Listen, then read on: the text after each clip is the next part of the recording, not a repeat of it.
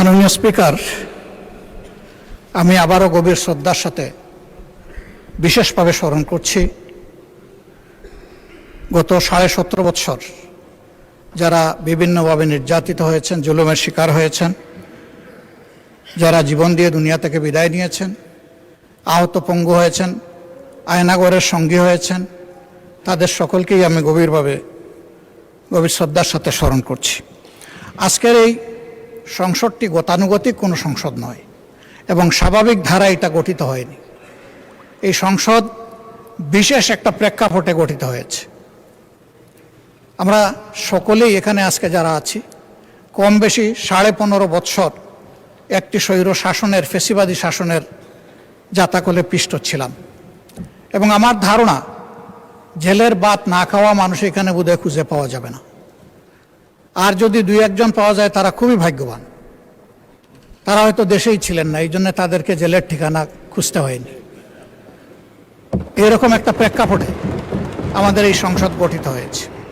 এটাও ঠিক 15.5 বছর ধারাবাহিকভাবে এই ফ্যাসিবাদী সরকারের বিরুদ্ধে আমরা লড়াই করেছি, সংগ্রাম করেছি, আন্দোলন করেছি, কিন্তু সেই আন্দোলনের কোনো সুফল আমরা হাতে তুলে নিতে পারিনি।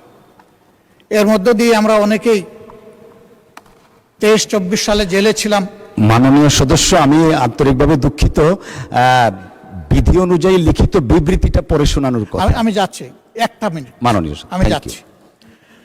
আমরা জেলে ছিলাম, আমাদেরকে জেলে রেখেই একটা আমিডামি নির্বাচন হয়েছে। সেই নির্বাচনের পরে একটা বিশেষ প্রেক্ষাপটে আমাদের তরুণ যুব সমাজের একটা দাবিকে অগ্রাহ্য অমান্য করার কারণে, গায়ের জোরে দমন করার পথ বেছে নেওয়ার কারণে তারা জীবন বাজি রেখে লড়াইয়ের ডাক দিয়েছিল, নেতৃত্ব দিয়েছিল। আমি তাদের প্রতি আবারও কৃতজ্ঞতা জানাই, অভিনন্দন জানাই। সেই আন্দোলনে দল মত নির্বিশেষে সমস্ত মজলুম মানবতা তাদের সাথে সম্পৃক্ত হয়েছিল। আন্দোলন সফল হয়েছিল। সেই সফলতার প্রেক্ষাপটেই সময়ের ধারাবাহিকতায় আজকের এই সংসদ। এই সংসদ যে কারণে হয়েছে এইটার প্রত্যাশা আমরা সকলেই জানি, যে এই সংসদ ফ্যাসিবাদের মূল উৎপাটনের জন্য দায়িত্ব নিয়ে হয়েছে। আবার যাতে ফ্যাসিবাদ ফিরে না আসে, এই জন্যেই সংস্কারের প্রস্তাবগুলো আমরা সর্বসম্মতিক্রমে সিগনেচার করে, এটার সিগনেটরি হয়ে আমরা এখানে এসেছি। আমি এখন সেই বিবৃতিটি পড়ে শোনাচ্ছি। আমার উত্থাপনীয় বিষয় জুলাই জাতীয় সনদ সংবিধান সংস্থার বাস্তবায়ন আদেশ 2025, আদেশ নম্বর 1 এর অনুচ্ছেদ 10 অনুযায়ী সংবিধান সংস্কার পরিষদের অধিবেশন আহ্বান প্রসঙ্গে আলোচনা উত্থাপনের কারণ। কেন আজকে আমাকে এই নোটিশটা দিতে হলো, এটাই দুঃখের বিষয়। জুলাই জাতীয় সনদ সংবিধান সংস্কার বাস্তবায়ন আদেশ 2025 এর অনুচ্ছেদ 10 অনুযায়ী এবং জুলাই জাতীয় সনদ বাস্তবায়ন আদেশ ও গণভোটের প্রদত্ত রায় বাস্তবায়নের লক্ষ্যে আইনে বর্ণিত সময়সীমার মধ্যে সংস্কার পরিষদের অধিবেশন আহ্বান করা হয়নি, যা 30 পঞ্জিকা দিবসের মধ্যে আহ্বান করার কথা ছিল। বিষয়টি মাননীয় বিরোধী দলীয় বিষয়টি আমি গত 15 মার্চ 2026 তারিখে সংসদে উত্থাপন করি। মাননীয় স্পিকার এই ব্যাপারে আনুষ্ঠানিক নোটিশ প্রদান করার জন্য আমাকে পরামর্শ দেন। মাননীয় স্পিকারের নির্দেশনা অনুযায়ী, পরামর্শ অনুযায়ী কার্যপ্রণালী বিধির 62 বিধি অনুসারে উপরোক্ত জনগুরুত্ব সম্পন্ন বিষয়ে সংসদে মুলতবি প্রস্তাব উত্থাপনের নোটিশ প্রদান করেছি। এমতাবস্থায় জুলাই জাতীয় সনদ সংবিধান সংস্কার বাস্তবায়ন আদেশ 2025 বাস্তবায়ন প্রস্তাবনায় বর্ণিত পরিস্থিতি ও কারণ উল্লেখ করা প্রাসঙ্গিক হবে বলে আমি মনে করি।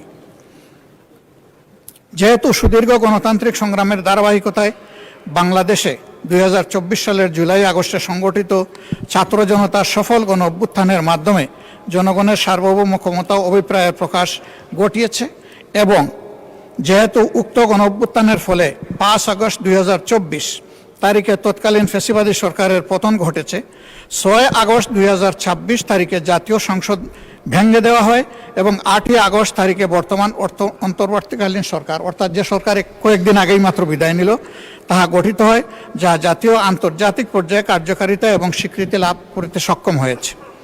যেহেতু রাষ্ট্রীয় সংস্কার সাধনের মাধ্যমে সুশাসন, গণতন্ত্র, সামাজিক ন্যায় বিচার প্রতিষ্ঠা এবং কর্তৃত্ববাদী ও ফ্যাসিবাদী শাসনের পুনরাবৃত্তি রোধ করিবার উদ্দেশ্যে অন্তর্বর্তীকালীন সরকার সংবিধান, নির্বাচন ব্যবস্থা, জনপ্রশাসন, বিচার বিভাগ, পুলিশ প্রশাসন ও দুর্নীতি দমন ব্যবস্থার সংস্কারের সুপারিশ প্রণয়নের লক্ষ্যে 6টি সংস্কার কমিশন গঠন করে এবং উক্ত কমিশনসমূহ স্ব প্রতিবেদন সরকারের নিকট পেশ করেন। যেহেতু উপরিক্ত প্রতিবেদনগুলোতে অন্তর্ভুক্ত সুপারিশসমূহের বিষয়ে জাতীয় ঐক্যমত্য প্রতিষ্ঠার লক্ষ্যে সরকার 12ই ফেব্রুয়ারি 2025 তারিখে জাতীয় ঐক্যমত্য কমিশন গঠন করেন এবং যেহেতু জাতীয় ঐক্যমত্য কমিশন গণঅভ্যুত্থানে অংশগ্রহণকারী সকল রাজনৈতিক দল ও জোটের সহিত আলোচনাক্রমে সংবিধান সংস্কার সহ অন্যান্য সংস্কারের সুপারিশ সম্বলিত জুলাই জাতীয় সনদ 2025 প্রণয়ন করে এবং রাজনৈতিক দল ও জোট সমূহ সম্মিলিতভাবে উক্ত সনদে স্বাক্ষর ও তাহা বাস্তবায়নের অঙ্গীকার করেন। যেহেতু সংবিধান সংস্কার বিষয়ে জুলাই জাতীয় সনদে অন্তর্ভুক্ত প্রস্তাবসমূহ বাস্তবায়নের জন্য সার্বভৌম ক্ষমতার অধিকারী জনগণের অনুমোদন প্রয়োজন এবং তদুদ্দেশ্যে গণভোট অনুষ্ঠান, সংবিধান সংস্কার পরিষদ গঠন ও উক্ত পরিষদ কর্তৃক সংবিধান সংস্কার করার আবশ্যকতা রহিয়াছে এবং যেহেতু উপরে বর্ণিত জুলাই জাতীয় সনদ 2025 বাস্তবায়ন সম্পন্ন করিবার জন্য একটু আনুষ্ঠানিক আদেশ জারি করা একান্ত প্রয়োজন, সেহেতু 2024 সালের জুলাই আগস্টে সংগঠিত ছাত্র জনতার সফল গণ অভ্যুত্থানের মাধ্যমে প্রকাশিত জনগণের সার্বভৌম ক্ষমতা অভিপ্রায়ের ভিত্তিতে